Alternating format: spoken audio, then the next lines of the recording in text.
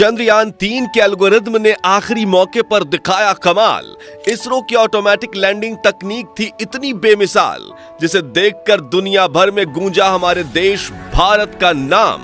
Vikram lander के सामने fail हुए नासा, रूस और चीन के महंगे अंतरिक्ष यान। दोस्तों, 20 अगस्त के दिन रूस के नाजरीन, दुनिया तमाम देख कर के हैरान हो गई कि ये हिंदुस्तान ने क्या कर दिखाया। यानी चांद की दुनिया में जाकर के अपना तिरंगा लहराया। छानबीन की इस वीडियो में क्या कुछ देखा, क्या कुछ वहाँ पाया और किस तरीके से वहाँ पहुँच कर के कामयाबी, सफलता हासिल की और झंडा वहाँ जाकर के गाड़ा। देखें इस वीडियो में। इस वीडियो को लाइक करें, शेयर करें और देखते रहें। कमेंट बॉक्स में अपनी राय का इजहार करें। देखिए इस वीडियो को, इसमें आखिर क्या चांद पर जाकर के मिला। लूना 25 के क्रैश के बाद पूरी दुनिया की नजर सिर्फ इसरो के चंद्रयान पर ही टिकी हुई थी और हर तरफ विक्रम लैंडर की लैंडिंग को लेकर कौतूहल का माहौल बना हुआ था। चारों तरफ इसरो और चंद्रयान-3 की ही बातें चल रही थी।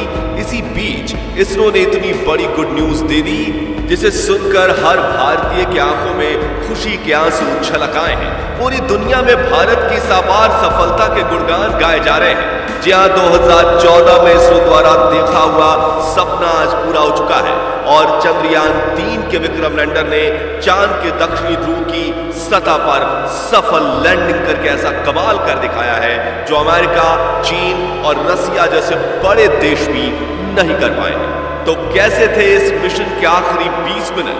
कैसे चंद्रयान मिशन में विक्रम लैंडर ने चखा सफलता का स्वाद? जानने के लिए कुर्सी की पेटी बांध लीजिए। चलिए हमारे साथ विक्रम लैंडर की लैंडिंग के रोमांचक सफर पर। दोस्तों, 23 अगस्त के दिन पूरे भारत में टेंशन का माहौल छाया हुआ था और जैसे जैसे शाम करीब आ रही थी, हम सभी की धड़कनें तेज होती जा रही थी, क्योंकि इसी शाम चंद्रयान-3 की लैंडिंग होने वाली थी। इसरो के वैज्ञानिकों की कठिन परीक्षा होने वाली थी और यही शाम भारत की किस्मत लिखने वाली थी। इसलिए शाम के 5:20 पर जब इसरो ने चंद्रयान-3 की लैंडिंग का लाइव टेलीकास्ट शुरू किया, तो 140 करोड़ भारतीय अपने मोबाइल और टीवी स्क्रीन के सामने नजरें गड़ाए बैठ गए और प्रधानमंत्री नरेंद्र मोदी भी साउथ अफ्रीका से इसरो के साथ लाइव जुड़ गए थे और सभी उस पल का इंतजार कर रहे थे जब विक्रम लैंडर के लैंडिंग शुरू होने वाली थी।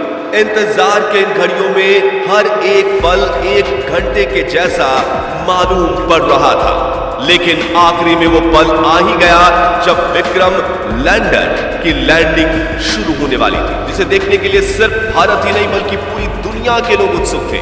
और इस मिशन को लाइव देखने से भारत के दुश्मन देश यानी चीन और पाकिस्तान भी खुद को नहीं रोक पाए थे।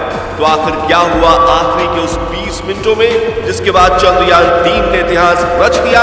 जानने के लिए चलिए चलते हैं विक्रम के साथ मून लैंडिंग के इस रोमांचक सफर पर। तो शाम के करीब 5:44 पर चंद्रयान-3 अपनी कक्षा में लैंडिंग की तैयारी करते हुए 6048 किलोमीटर प्रति घंटे की रफ्तार से दहाड़ते हुए आगे बढ़ रहा था। तभी इसरो के मिशन ऑपरेशन कॉम्प्लेक्स में बैठे चीफ एस सोमनाथ ने आखिरी बटन दबाया और इसके ALS यानी ऑटोमेटिक लैंडिंग सीक्वेंसेस को एक्टिवेट कर दिया।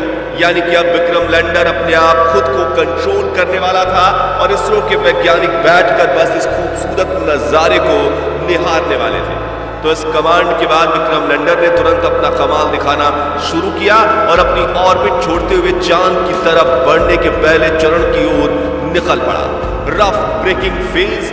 दोस्तों, लैंडिंग के इस पहले पड़ाव में विक्रम लैंडर ने 30 किलोमीटर की ऊंचाई से चांद की सतह की तरफ बढ़ना शुरू किया और धीरे धीरे गोल चक्कर लगाते हुए ये नीचे उतरने लगा। इस दौरान शुरुआत में इसकी रफ्तार 6000 किलोमीटर प्रति घंटा थी, लेकिन इसके अपने चारों डीबूस्टर इंजन को ऑन करके विपरीत दिशा में दबाव देने से धीरे धीरे रफ्तार कम होने लगी। करीब 11 मिनट 30 सेकंड्स के बाद इसने अपनी रफ्तार को 1300 किलोमीटर प्रति घंटा कर दिया था और ये सतह से सिर्फ और सिर्फ 7.4 किलोमीटर ऊंचाई तक पहुंच चुका था। इसके साथ रफ ब्रेकिंग फेज का अंत हुआ, एल्टीट्यूड होल्ड फेज। अपने लैंडिंग मिशन के इस पड़ाव में चंद्रयान 3 के विक्रम लैंडर ने 2 महत्वपूर्ण काम किए, जिसमें से पहला था लैंडिंग में सहायक कारा और लासा सेंसर्स को ऑन करना और दूसरा था चांद की सतह से अपनी ऊंचाई को कम करते हुए 6.8 किलोमीटर तक लाना। ये दोनों काम करने में इसे महज 10 सेकंड्स का समय लगा। Fine braking phase. दोस्तों, लैंडिंग का ये तीसरा पड़ाव चंद्रयान 3 की सफलता के लिए बेहद महत्वपूर्ण था, क्योंकि इसी चरण में पिछली बार चंद्रयान 2 का विक्रम लैंडर डगमगाया था और चांद की सतह पर गिरकर तबाह हो चुका था। ऐसे में इसरो के इस मिशन ऑपरेशन कॉम्प्लेक्स में कौतूहल का माहौल बना हुआ था और मन में चल रही दुविधा के साथ अगले 3 मिनट निकालना वैज्ञानिकों के लिए काफी कठिन था। इसलिए लाइव टेलीकास्ट में भी सन्नाटा छाया हुआ था। लेकिन आपको यह जानकर खुशी होगी कि चंद्रयान 3 ने इस पड़ाव को चुटकियों में पार किया। जी हां, इस पड़ाव में चंद्रयान 3 के विक्रम लैंडर ने न सिर्फ अपनी पोजीशन को हॉरिजॉन्टल से वर्टिकल किया, बल्कि ऊंचाई को भी 6.7 किलोमीटर से 800 मीटर तक कर दिया। और इस पड़ाव के अंत में विक्रम लैंडर की वेलोसिटी यानी रफ्तार 0 हो चुकी थी, मानो ऐसे कि वो चांद की सतह के ऊपर बाहुबली की तरह सीना ताने स्थिर खड़ा हो। इस तरह 3 मिनट में फाइन ब्रेकिंग फेज पूरा हुआ और अगले 20 से 22 सेकंड्स इसी स्थिति में खड़े रहने के बाद इसने चांद की तरफ जाने के लिए अपना आखिरी पड़ाव में एंट्री ले ली। वर्टिकल डिसेंट 800 मीटर की ऊंचाई पर शुरू हुआ यह पड़ाव अब चांद की सतह को छूकर विजय पाने पर पूरा होने वाला था, जिसके लिए पूरे भारत में उत्सुकता का माहौल बना हुआ था। हर तरफ चंद्रयान 3 की सफलता के लिए प्रार्थना की जा रही थी। मिशन के इसी चरण में विक्रम लैंडर धीरे धीरे आगे बढ़ते हुए सतह से 150 मीटर की ऊंचाई पर पहुंचा और इसने अपने 4 में से 2 इंजन बंद कर दिए। इस दौरान इसकी रफ्तार फिर से 0 हो चुकी थी और ये फिर से 22 सेकंड्स के लिए चांद के पतले वातावरण में होवर करने लगा, यानी तैरने लगा। इसी बीच इसके अंदर लगे 11 कैमराज और 9 सेंसर्स लैंडिंग के लिए सही स्पॉट ढूंढ रहे थे। और आपको यह जानकर हैरानी होगी कि चंद्रयान 3 के ऑटोमेटिक लैंडिंग सीक्वेंसेस एल्गोरिथम और इसके सभी उपकरण ने साथ मिलकर रियल टाइम डेटा स्टडी करके सिर्फ 20 सेकंड्स में निर्णय ले लिया। और अगले 20 सेकंड्स में जैसे ही हमने पलकें झपकाई तो विक्रम लैंडर चंद्रमा की सतह पर सीना ताने खड़ा था।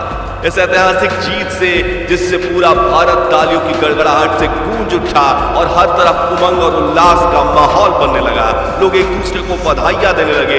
भारत के दुश्मन भी इसरो की इस अपार सफलता को देखकर जलकर राख हो गए। दोस्तों, चंद्रयान 3 की जीत भारत के लिए इतनी ऐतिहासिक इसलिए थी क्योंकि इस मिशन के साथ भारत ने वो कर दिखाया जो पूरी दुनिया का कोई देश नहीं कर पाया।